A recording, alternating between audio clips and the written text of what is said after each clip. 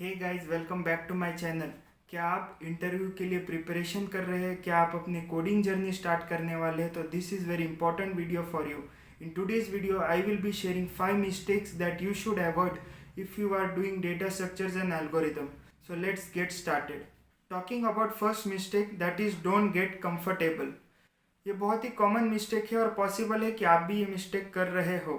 मान लीजिए आप कोई डेटा स्ट्रक्चर पढ़ रहे हो, उसके कॉन्सेप्ट के अंडरस्टैंडिंग के लिए टाइम देना इज़ कम्प्लीटली फाइन। उसके कुछ प्रॉब्लम्स करना, उसके लिए टाइम देना is completely fine. But after a certain moment of time, अगर आप उस डेटा स्ट्रक्चर में कम्प्लीटली कंफर्टेबल हो और आपको बहुत अच्छा अंडरस्टैंडिंग आ गया है उस कॉन्सेप्ट्स का, और फिर भी आप अगर उसके प्रॉब्लम्स करे जा रहे हो, then it is not good because you are wasting your time. आप प्रॉब्लम्स कर रहे हो because you are getting happy and your solutions are getting accepted.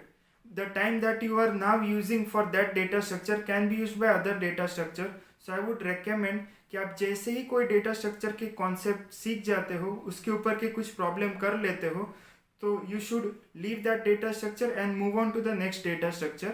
Now moving towards the second mistake, that is solving only topic based questions.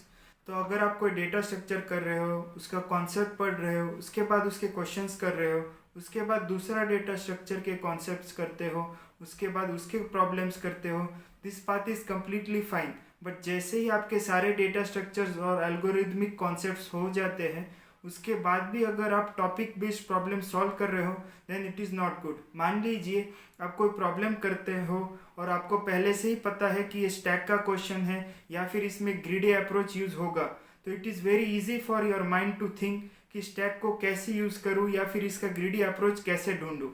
But this is not how interview works. Interview में जो भी आपको question पूछते हैं, वो question कौन से category का है या फिर कौन से टॉपिक का है, ये आपको पहले से पता नहीं होता.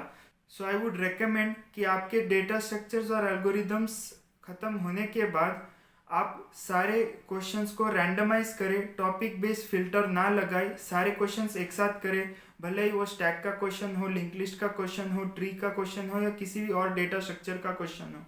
सो इसमें होगा ऐसे कि you will have two questions to answer while doing any problem. First is कि कौन सा डेटा स्ट्रक्चर या फिर एल्गोरिदमिक अप्रोच लगाए, और दूसरा है कि वो डेटा स्ट्रक्चर या एल्गोरिदम मिलने के बाद उसे यूज़ कैसे करें. तो this two questions will help you understand any problem, और उस कोई भी प्रॉब्लम का आप सोल्यूशन ईजिली ढूंढ सकोगे. और स्लोली स्लोली इसका हैबिट लगने के बाद इंटरव्यू के क्वेश्चंस भी बहुत ईजिली होंगे. Now talking about the third mistakes, that is don't directly jump to the best solution. तो आपने बहुत यूजुअली ऐसे केसेस देखे होंगे कि कोई भी प्रॉब्लम देखने के बाद हम डायरेक्टली उसका एफिशिएंट सॉल्यूशन सोचने लगते हैं. तो आई वुड रिकमेंड कि आप डायरेक्टली एफिशिएंट सॉल्यूशन की तरफ ना जाए, because same as the second mistake, third case में भी इंटरव्यू में ऐसा ही केस आता है. सो कंसिडर करो कि आपके पास कोई भी प्रॉब्लम है इंटरव्यू में और आप उसका बेस्ट सॉल्यूशन डायरेक्टली इंटरव्यूअर को दे देते हो.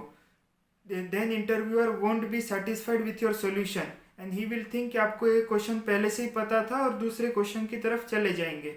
बट आई वुड रेकमेंड कि आप डायरेक्टली बेस्ट सॉल्यूशन ना दिखा के you can go for brute force solution, उसके बाद एफिशिएंट सॉल्यूशन, उसके बाद एफिशिएंट सॉल्यूशन, ऐसे करते करते finally you can move towards the best solution. In this approach होता ऐसे है कि interviewer are there to see your problem solving skills. तो आप जैसे ही कोई प्रॉब्लम का ब्रूट फोर्स सॉल्यूशन देते हो और स्लोली उसे शेप करते हुए एफिशिएंट सॉल्यूशन की तरफ जाते हो, तो इंटरव्यूअर को अंडरस्टैंड होता है कि आपका प्रॉब्लम सॉल्विंग का स्किल कैसा है. So it benefits you in your interviews. So I would recommend कि आप प्रैक्टिस करते वक्त भी ऐसा ही अप्रोच फॉलो करें. कोई भी प्रॉब्लम देखने के बाद you should always think about the brute force solution first. उस ब्रूट फोर्स सॉल्यूशन के बाद you can move on towards other efficient solution and finally to the best solution which is possible for any given problem. If you are still watching the video, please like the video, subscribe for more such content, and now let's move towards the next mistake. Now moving towards the fourth mistake, that is not doing implementation of all data structure. अगर आप कोई भी data structure कर रहे हो, मान लीजिए stack कर रहे हो, क्यू कर रहे हो, ट्रीज कर रहे हो, ग्राफ्स कर रहे हो, कोई और डेटा स्ट्रक्चर कर रहे हो, सो आई वुड रेकमेंड कि आप उन सारे डेटा स्ट्रक्चर्स का इम्प्लीमेंटेशन भी करें. सारे कॉम्प्लेक्स डेटा स्ट्रक्चर्स को बेसिक डेटा स्ट्रक्चर्स में इम्प्लीमेंट करने का ट्राई करें. स्टैक्स, क्यूज, ट्रीज, ग्राफ्स, इन सबको एरेज और लिंक लिस्ट में इम्प्लीमेंट करने का ट्राई करें, बिकॉज इनसे आपको दो चीज़ों का अंडरस्टैंडिंग आएगा। पहला कि उन सारे कॉम्प्लेक्स डेटा स्ट्रक्चर्स का मेमोरी एलोकेशन कैसे होता है, और दूसरा ये है कि आपको पूरा अंडरस्टैंडिंग आएगा कि वो complex data structure internally basic data structure से कैसे इम्प्लीमेंट किया जा सकता है। सो आपको स्ट्रक्चर बहुत इजीली अंडरस्टैंड होगा, और उसके साथ ही साथ आपको ये भी पता चलेगा कि अगर कोई क्वेश्चन है तो उसमें कौन सा डेटा स्ट्रक्चर मुझे यूज़ करना चाहिए, ये इजीली क्लियर होते जाएगा as time passes. So I would recommend कि आप जब भी कोई भी डेटा स्ट्रक्चर करो तो उनका इम्प्लीमेंटेशन बेसिक डेटा स्ट्रक्चर्स में करना ना भूले। Now moving towards the last and fifth mistakes, that is not improving debugging and testing skills. Debugging और testing skills बहुत ही important skills होते हैं। जैसे ही आप अपने सॉफ्टवेयर इंजीनियरिंग करियर में जाओगे आपको पता चल जाएगा कि डिबगिंग और टेस्टिंग स्किल्स कितने इंपॉर्टेंट है, पर जितने इंपॉर्टेंट वो सॉफ्टवेयर इंजीनियरिंग करियर में है उतने ही इंपॉर्टेंट वो जॉब इंटरव्यूज़ में भी होते हैं। जॉब इंटरव्यूज़ में आपके पास कंपाइलर या आईडीई नहीं होता, सो ऑटो कंप्लीशन और कंपाइल एरर्स आपको खुद ही ढूंढने पड़ते हैं। यहाँ तक कि मैं ऐसा भी कहूँगा कि बहुत सारे कंपनीज में पेन पेपर राउंड होते हैं, और बल्कि गूगल खुद इंटरव्यू अपने गूगल डॉक्स में लेता है। सो आई वुड रेकमेंड कि आप कंपाइलर या फिर आईडीई पे डिपेंडेंसी ना रखें और खुद अपने डिबगिंग स्किल्स को ग्रो करें। डिबगिंग स्किल्स के साथ साथ टेस्टिंग स्किल्स भी बहुत इंपॉर्टेंट है। बेसिक टेस्ट केसेस के साथ साथ एज केसेस का भी बहुत ज़्यादा इंपॉर्टेंस होता है।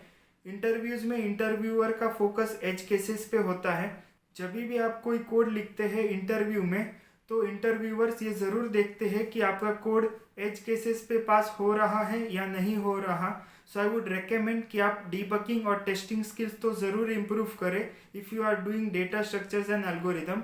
सो इनके जब प्रॉब्लम सॉल्व करोगे तो प्रॉब्लम सॉल्व करते वक्त आई वुड रेकमेंड कि अगर कोई इश्यू आता है तो आप पेन पेपर लीजिए और उसे डिबग करने का ट्राई कीजिए, और कोई भी प्रॉब्लम आने पे आप उसके सारे बेसिक केसेस, एज केसेस, सारे कॉर्नर केसेस और स्पेशल केसेस, ये सारे केसेस ढूंढ लीजिए और फिर फाइनली उसका कोड लिखिए। इससे आपका कोड सबमिट होने के बाद एक्सेप्ट होने के भी चांस ज़्यादा है, और interviewer will also be happy that you know edge cases for each problem that they have given.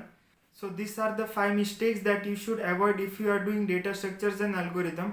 मैं recommend करूँगा कि आप मेरा Microsoft interview experience देखें if you are preparing for your job interviews, and check out my other video where I have shared the first programming language that you should use if you want to do projects on development like Android development, web development and other development. See you in such similar next video. Till then, take care and bye bye.